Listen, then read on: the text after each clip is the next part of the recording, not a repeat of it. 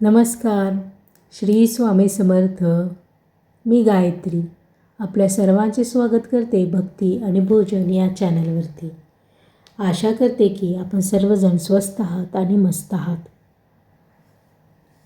आजचा क्षण कोणती कथा ऐकण्यासाठी नाही, कोणतं प्रवचन समजून घेण्यासाठीही नाही. आजचा क्षण आहे स्वतःला विसरून भगवंताला आठवण्याचा. आपण ऐकत आहात भक्ती आणि भावनेचा हा पवित्र प्रवास, जिथे शब्द बोलत नाहीत तर श्रद्धा हळूच मनाशी संवाद साधते. जिथे ज्ञानाचा भार नसतो पण अनुभवाची शांती मनाच्या गाभाऱ्यात उतरू लागते. आज आपण एकत्र चालणार आहोत एका अशा आध्यात्मिक मार्गावर जिथं नावं वेगळी असली तरी अनुभूती एकच आहे. आज आपण जाणून घेणार आहोत भागवत एकादशी आणि तिरुपतीतील वैकुंठ एकादशी. ही केवळ तिथी नाही, ही केवळ व्रताची परंपरा नाही, ही आहे भक्त आणि भगवंतामधील नात्याची आठवण. भागवत एकादशी जिथं भक्ती शिकवली जाते, वैकुंठ एकादशी जिथे मुक्तीची दिशा दिसते. नावं वेगळी वाटतात परंतु भगवंत एकच आहे. मार्ग वेगळे भासतात परंतु त्याचे ध्येय एकच आहे, वैकुंठ प्राप्ती, अंतःकरणाची शांती. आजच्या या प्रवासात आपण काही मागणार नाही, फक्त मन मोकळे करून भगवंताच्या चरणी बसणार आहोत. म्हणूनच या क्षणी डोळे अलगद मिटा, श्वास हळू घ्या, मनातील गोंधळ शांत होऊ द्या आणि हळूच, खूप हळूच आपल्या मनात विष्णुनामाचा जप सुरू करा. ओम नमो भगवते वासुदेवाय. ओम नमो भगवते वासुदेवाय. आता मन तयार आहे, भाव जागा आहे.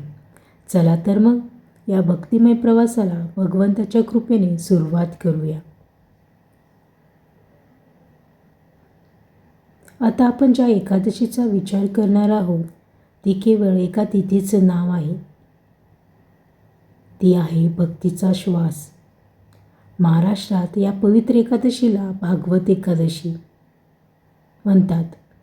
भागवत या शब्दातच पूर्णत्व दडलेलं आहे. भगवत म्हणजे जो अपूर्णतेला पूर्ण करतो, जो करुणेचा अथांग सागर आहे, जो भक्ताच्या हाकेला क्षणाचाही विलंब न करता धावून येतो. तो पंढरीत उभा आहे, कमरेवर हात ठेवून, पण नजरा मात्र भक्ताच्या अंतःकरणात रोवलेल्या आहेत. भागवत एकादशीच्या दिवशी महाराष्ट्राच्या प्रत्येक घरातून एकच स्वर ऐकू येतो, पांडुरंग, केशव, नारायण, जनार्दन. ही नावं नाहीत, ही आहे हाक. भक्त ज्यावेळी पांडुरंग म्हणतो तेव्हा तो देवाला बोलवत नाही, तो स्वतःच्या मनाला जाग करत असतो. भागवत एकादशी आपल्याला खूप साधं पण फार खोल सत्य सांगते. देवापर्यंत पोचायचं असेल तर आधी मन शुद्ध कर. या दिवशी उपवास केला जातो, पण उपवास फक्त अन्नाचा नसतो, तो असतो क्रोधाचा, अहंकाराचा, द्वेषाचा आणि मी या भावनांचा. अखंड नामस्मरण, विष्णू सहस्त्रनामाचं पठण, हरिपाठ, अभंग, भजन या सगळ्यातून भक्ताचं मन हळूहळू हलकं होत जातं आणि जिथे मन हलकं होतं तेथे भगवंत आपोआप उतरतो. नामात रंगलो पांडुरंगा, विसरलो मी देहाचे ठाव, तुझं विण नाही कोण माझा, तुझ्याच चरणी जीव अर्पाव. हा अभंग सांगतो, जेव्हा नावात रंगतो तेव्हा देह विसरला जातो आणि जेव्हा देह विसरतो तेव्हा आत्मा भगवंताच्या चरणी आपोआप झुकतो.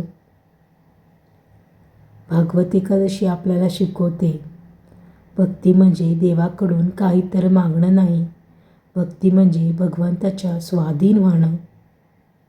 हे विठ्ठला, माझ्या आयुष्यात तू काय देशील हे मला कळायला नको, पण मी स्वतःला तुझ्या चरणी अर्पण केलं आहे हे मला विसरायला नको.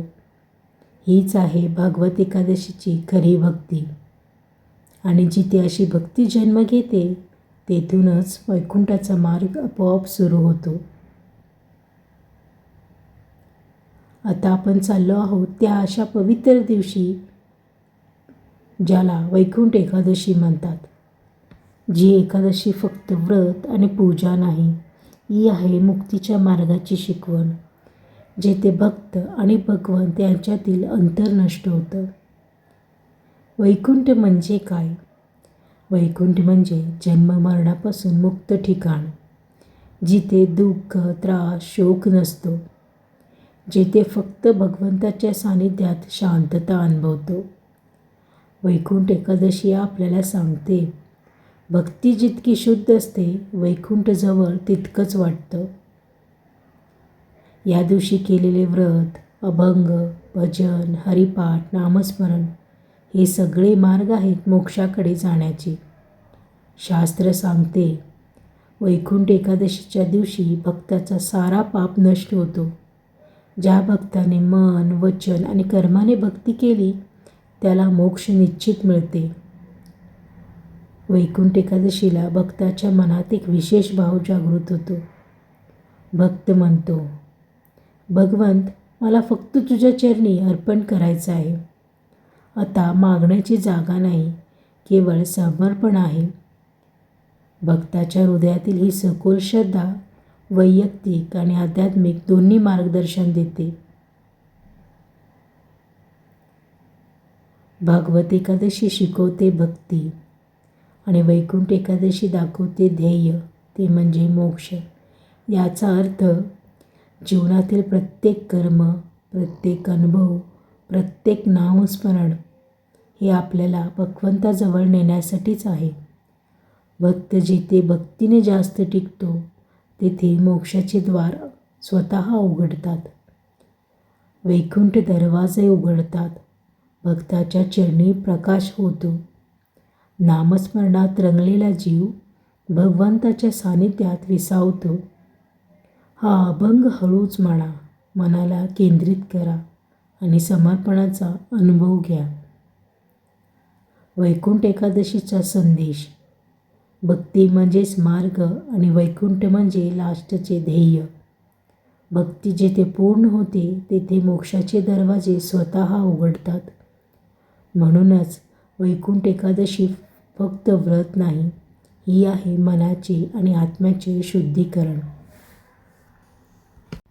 आता या प्रवासात आपण पोचलो आहोत त्या पवित्र ठिकाणी. त्याचे नाव तिरुपती. तिरुपती म्हणजे केवळ मंदिर नाही, ते आहे भक्तीचा समुद्र, भक्तांचा विश्वास आणि भगवंताची कृपा. वैकुंठ एकादशीच्या दिवशी तिरुपतीचे मंदिर सजते. संपूर्ण परिसरात दीपमालिका असतात. घंटा, ध्वनी, भजन. भक्तांच्या भक्तिभावनाने निसर्गाचा श्वास शुद्ध होतो. भक्तांना वाटते जणू सृष्टीचं प्रत्येक प्राणी आणि वनस्पतीही या दिवशी भगवंताला वंदन करत आहेत. वैकुंठद्वार दर्शन, वैयक्तिक आणि धार्मिक महत्त्व अत्यंत खास. वर्षातून एकदाच उघडला जातो. वैकुंठद्वार उघडले जाते, जे भक्तांना मोक्षमार्गाचे संकेत देतो. भक्तांचा अनुभव, भक्त ज्या क्षणी या द्वारातून प्रवेश करतो त्याच्या हृदयात एक शांती आणि आनंदाची लहर पसरते. यामागचा भावनिक अर्थ असा, द्वारातून जाणे म्हणजे केवळ मंदिरात प्रवेश नाही, तर आत्म्याचा भगवंताच्या सानिध्यात प्रवास सुरू होणे. भक्त म्हणतो, जेव्हा मी वैकुंठद्वारात पाऊल टाकतो मला जन्ममरणाचा बंधन नाहीसा होताना वाटतो. जणू माझं मन आणि आत्मा फक्त भगवंताच्या चरणी विलीन झालं आहे. ही अनुभूती केवळ अनुभवलेल्यानाच समजते. शब्द अपर्याप्त आहेत, फक्त मनाने अनुभवता येतात. वैकुंठ एकादशीच्या दिवशी तिरुपतीत सकाळी विशेष पूजा असते. सुप्रभात सेवा, अलंकृत मूर्ती दर्शन, हरिपाठ आणि अभंग. भक्त या दिवशी संपूर्ण दिवस उपासना, नामस्मरण आणि भक्तिगीतांमध्ये व्यतीत करतात. वैकुंठद्वाराचे दर्शन म्हणजे मोक्षाचा संकेत. भक्ती म्हणजे मार्ग, सेवा, उपासना, नामस्मरण म्हणजे साधना. ज्या भक्ताने हृदयाने समर्पण केले त्याच्या आत्म्याचा अनुभव वैयक्तिक आणि दिव्य होतो. वैकुंठद्वारातून चाललेलो भक्तीच्या मार्गी, नामस्मरणात हरलो भगवंताच्या सानिध्यात. आता पाप नाही, फक्त प्रेम शुद्ध आणि नितळ. पांडुरंग चरणी जीव अर्पावा. ही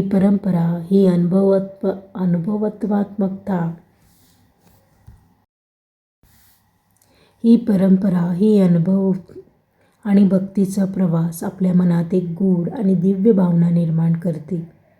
भक्तीचा मार्ग जिथे पूर्ण होतो तिथे मोक्ष स्वतः येतो. आज आपण एक अत्यंत अद्भुत आध्यात्मिक प्रवास पूर्ण केला.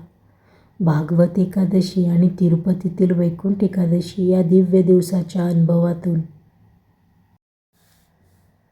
भागवत एकादशी आपल्याला शिकवते, भक्ती म्हणजे समर्पण, मागणं नाही. नामस्मरण, अभंग, भजन, हरिपाठ या साधनातून मन शुद्ध होणं. भक्ती जिथे पूर्ण होते तिथे आत्मा भगवंताच्या चरणी झुकतो. वैकुंठ एकादशी दाखवतो मोक्षाचा मार्ग. भक्ती पूर्ण झाल्यानंतर आत्मा भगवंताच्या सानिध्यात प्रवेश करतो. जन्म मरणाचा बंधन नष्ट होतो. प्रिय भक्त हो, या प्रवासातून आपल्याला शिकायला मिळालं, भक्ती म्हणजे केवळ मागणं नाही, समर्पण आहे. व्रत, उपासना आणि हरिपाठ हे साधन आहेत, ध्येय नाही. जिथे भक्ती शुद्ध होते तिथे मोक्ष आपोआप उजळतो. नामस्मरण आणि ध्यान हे मनाचे शुद्धीकरण करतात. भक्ताने मनाच्या अंधाराला पार करून भगवंताच्या प्रकाशात प्रवेश करावा. हे पांडुरंगा, तिरुपती बालाजी, श्री विष्णूचरणी आपल्या हृदयातील सर्व पाप, दुःख दूर करा. आपल्या मनाला भक्तीने भरून ठेवा. आपल्या जीवनाला प्रकाश देऊन आपला मार्ग योग्य दाखवा. ओम नमो भगवते वासुदेवाय. ओम नमः श्री व्यंकटेशाय. आजचा प्रवास इतका पवित्र झाला जितका भक्तीचा आणि अनुभूतीचा असतो. चला आता आपले हृदय, मन आणि आत्मा संपूर्णपणे भगवंताच्या चरणी समर्पित करूया. नामात रंगलो पांडुरंगा, विसरलो मी देहाचं ठाव. तुझ्या विण नाही कोण माझा, तुझ्याच चरणी जीव अर्पावा.